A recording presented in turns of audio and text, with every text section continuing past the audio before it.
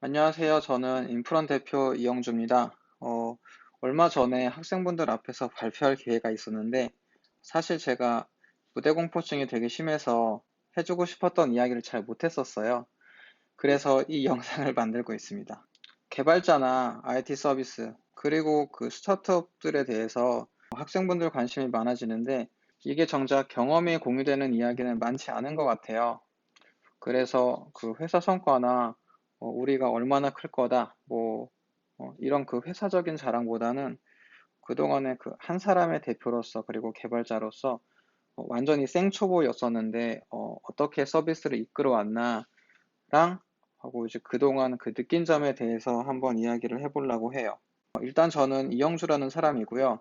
앞서 말씀드린 것처럼 인프랩에서 대표를 맡고 있습니다. 우리 서비스는 일단 이렇게 생긴 서비스예요. IT 관련 업을 하고 싶을 때 그런 기반 지식들을 모두 다 배울 수 있는 그런 서비스입니다. 인프런이라는 서비스를 하게 된 이유는 성장기의 평등이라는 되게 이런 멋진 이유죠. 이런 멋진 말도 있긴 했지만 그래도 실제적인 동기는 사실 저는 되게 늦은 나이에 개발자로 입문했어요.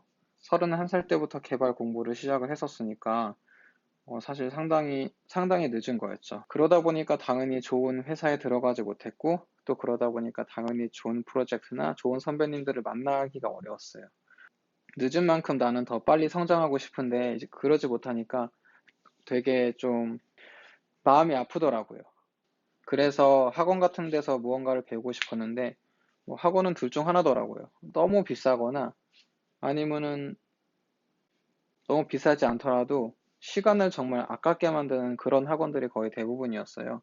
외국에는 사실 되게 좋은 콘텐츠들이 많긴 한데, 또 이제 외국 콘텐츠들은 거의 대부분 영어니까, 영어를 해석하고 나면은 그 에너지가 빠져가지고 이후 공부를 하기가 어렵더라고요. 그렇기도 하고, 그리고 사실 제가 어떤 개발자가 되고 싶었던 거는 훨씬 이전이긴 했었어요. 24살 때 게임 개발자가 되고 싶어가지고, 네오이즈 게임 아카데미라는 게 그땐 있었거든요. 그래서 거기 막 시험도 보고 이랬었었는데 나중에 등록하려고 보니까 3개월에 400만 원이어가지고 그때는 이제 못했었어요. 그래서 현재의 나와 과거의 나 같은 사람들이 도움을 받을 수 있는 서비스를 만들자. 그리고 그러면은 나도 공짜 수업 들을 수 있고 이러면 좋지 않을까 해서 그 시작을 하게 되었습니다. 이튿날에 바로 그 사업자 등록을 신청했어요. 회사 이름은 인포메이션 랩이라고 해가지고 인프랩이라고 지었고 사업자 등록 내는 거 사실 되게 쉬워요. 그냥 그 홈택스에서 신청하면 끝이라 가지고 해보고 싶으신 분들은 사실 되게 쉽게 하실 수 있어요. 이제 하기로 했으니까 인프런을 만들기 시작했죠. 그때는 회사 다니고 있어서 퇴근하고 나서 서비스를 만들어 나갔어요. 퇴근하고 해뜰 때까지 서비스 개발하고 해 뜰 것 같으면은 한두 시간 자고 그 다음에 출근하고 이런 식으로 했었었고 그때 당시는 지금보다 개발 실력도 훨씬 부족했고 리소스도 없어가지고 빨리 효율적으로 서비스를 만들 수 있는 방법에 대해서 좀 고민을 많이 했어요. 그래서 그 솔루션들도 많이 알아보고 했었었는데 리소스가 적게 들면서 커스터마이징의 자유도를 생각했을 때는 워드프레스가 가장 좋았다고 생각을 했습니다. 그래서 워드프레스로 서비스를 만들었어요. 실제로 저희는 15만 명 될 때까지 워드프레스 계속 사용했었습니다. 런칭을 하고 나서 이것들을 진짜 무한 반복했어요. 사람 만나고 그 사람이 만들어준 컨텐츠 올리고 기능 개선하고 홍보하고 사람 만나고 올리고 기능 개선하고 컨텐츠하고 이런 것들을 서비스 런칭하고 나서 지금까지도 계속 이어서 하고 있는 거죠. 그러다 보니까 이런 의미 있는 성과들이 하나씩 생기더라고요. 매출이 발생하고 사용자가 늘어나고 그리고 팀원들도 들어오고 그리고 그 팀원들이 더 큰 시너지를 만들어서 성장하고 그러다 보니까 또 투자까지 받게 되고 그리고 또 앞으로 더 많은 것들을 하기 위해서 워드프레스 기술로 되어 있던 인프론을 완전히 리뉴얼을 해냈어요. 그래서 앞으로는 어떤 기능이 필요하다 이런 것들은 예전에 비해서 좀 더 즉각 추가하고 개선할 수 있게 되었습니다. 팀적으로도 성장을 되게 많이 했어요. 맨 처음에는 저 혼자 시작했지만 2019년 7월 기준 지금 10명이서 함께하고 있습니다. 정말로 좋은 분들이 모였고 이거는 큰 행운이라고 생각하고 있어요. 서비스 수치적인 면도 이렇게 꾸준하게 성장을 하고 있습니다. 그래서 곧 19만 명이 아마 돌파할 것 같고 또 이제 구글에서 검색되는 그 서비스 인지도 측면에서도 아주까지는 아니지만 그래도 가파르게 성장을 하고 있다고 생각해요. 이게 사실 다른 그 엄청난 서비스들과 비교해가지고 뭔가 드라마틱하고 큰 수치들을 보여주는 것은 아니지만 앞으로 우리가 하고 싶은 것들이랑 이뤄 나가야 할 것들을 하기 위해서 준비를 꾸준하게 잘 하고 있다고는 생각하고 있습니다. 이젠 느낀 점에 대해서 한번 이야기를 해보려고 해요. 사실 저도 아직 뭐 성공해 본 적이 없고 만들어 나가는 중인 사람이기 때문에 이런 제 생각이 100% 맞다고는 말하지 못하겠죠.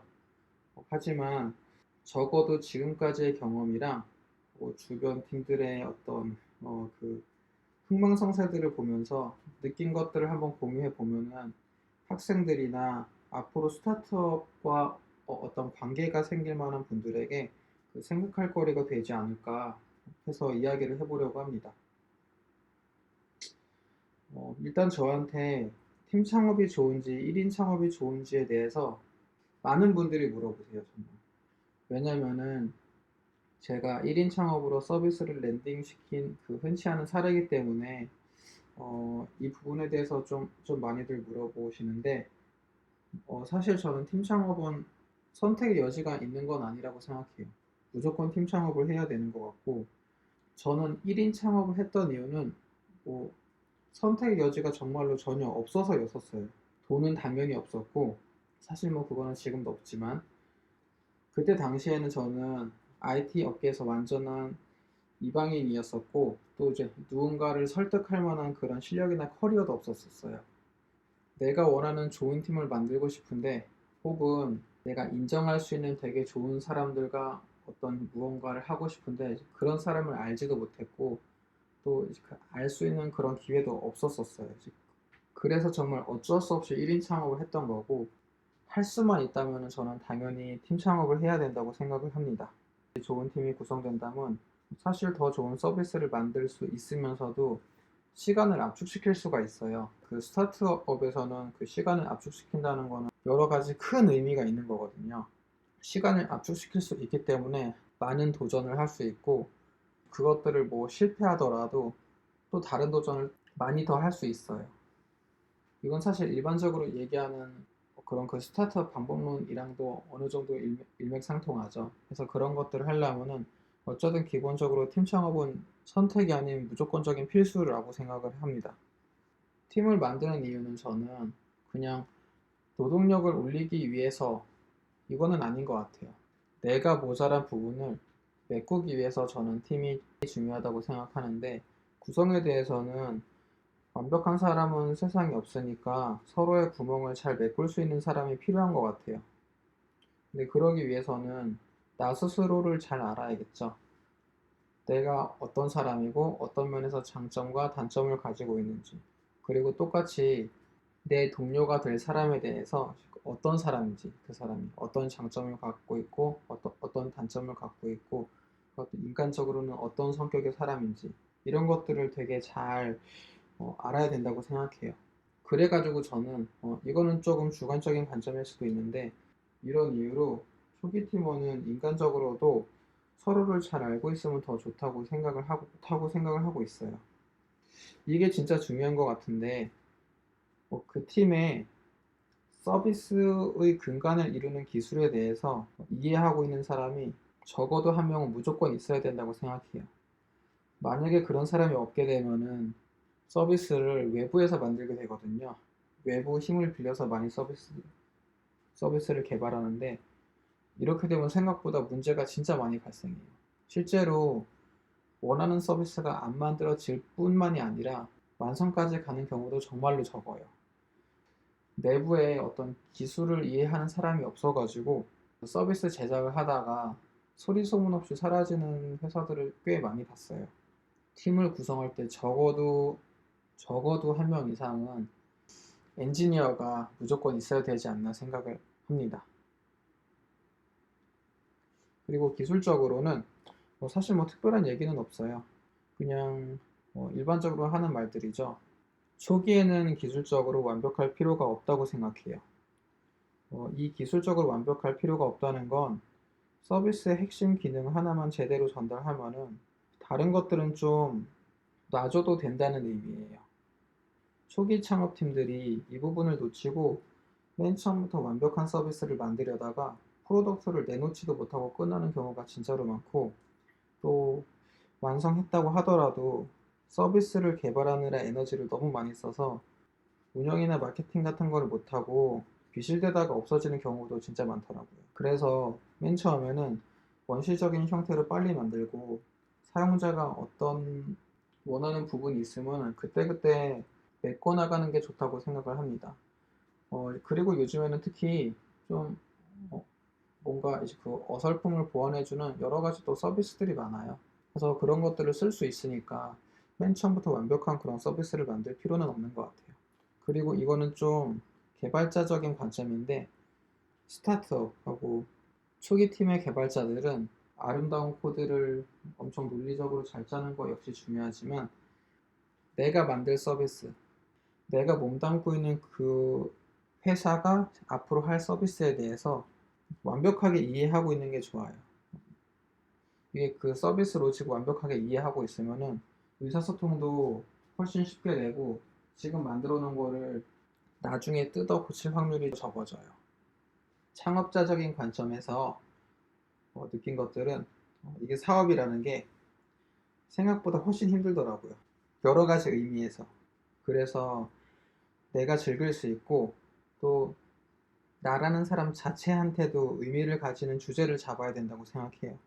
그래야지 어떤 역경이나 슬럼프 같은 게 왔을 때 이겨낼 수 있고, 그리고 꾸준히 앞으로 나아갈 수 있다는 생각이 들더라고요.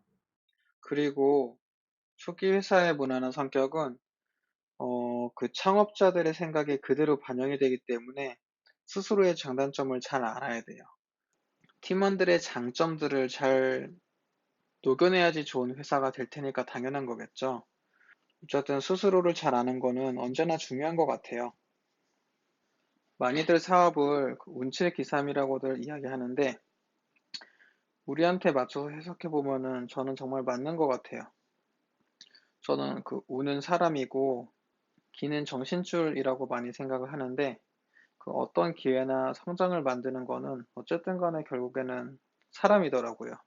그래서 그런 사람들을 만날 수 있는 운이 70%만큼 중요하고 또 이제 그런 사람들을 만났을 때 내가 실수하지 않는 거. 그러니까 이제 그 사람들한테 그 옳은 길 같은 거를 제시해 주는 게 한 30%인 것 같더라고요. 그리고 몰입을 할 수 있다면은 그 시간은 정말로 엄청난 가치가 있어요. 뭐 혹시 내가 어떤 목표했던 것들을 이루지 못했다고 하더라도 그 시간 동안에 성장한 나의 모습, 그동안에 쌓인 어떤 경험과 인사이트 같은 거는 나중에 언제든지 또 다른 형태로 써먹을 수 있기 때문이에요. 성장이 기회비용보다 무조건 높으면 높았지 낮지는 않을 거예요. 하지만 몰입이 가능한 환경이 만들어지기 어렵긴 하죠. 그래서 무언가 어떤 도전을 만약에 한다고 하면은 그 전에 하고 싶은 것에만 집중할 수 있을까? 그런 환경을 만들어낼 수 있나? 이런 거를 먼저 생각을 해보는 것도 되게 중요한 것 같아요. 다행히 요즘에는 좀 여러 지원 정책 같은 게 많아서 해보고 싶은 것에 집중할 수 있는 좀 환경이 좀 더 쉽게 구성이 되고 있어요. 예전엔 사실 거의 대부분 창업팀들은 그런 기회조차 만나지 못했는데 뭐 그런 거랑 비교하면은 환경이 좋아진 거죠. 네, 그동안 우리가 해왔던 것들이랑 또 느낀 것들을 정리해서 한번 만들어 보았는데 사실 다시 보니까 이게 너무 개괄적이고 뻔한 이야기 한 거 아닌가 싶기도 하네요. 혹시 이 내용이 도움이 되셔가지고 뭐 우리가 하고 있는 서비스에 대해서 궁금하시거나 아니면 정말로 또 어떤 서비스를 만들 건데 기술적으로 도움이 필요하다, 아니면 기술적으로 학습이 필요하다 하면은 저희가 하고 있는 이 인프런에 들어오셔가지고 사용을 해보시고, 그리고 여기서 그 학습을 해보시는 것도 좋을 것 같아요. 그리고 혹시 얘네랑 한번 같이 일을 해보면 재밌겠다, 이렇게 생각하실 수도 있으시잖아요. 나와 있는 이메일 주소나 지원 주소로 한 번씩 지원해 주시면 감사할 것 같습니다. 네, 발표를 못해서 이런 발표 영상을 만들게 될 줄은 진짜 몰랐네요. 좀 역설적인 것 같아요. 스타트업에 대해서 관심이 있으시거나 앞으로 뭔가를 해보고 싶다, 뭐 그런 분들에게는 뭐 조금이라도 도움이 되셨으면 좋겠습니다. 들어주셔서 감사합니다.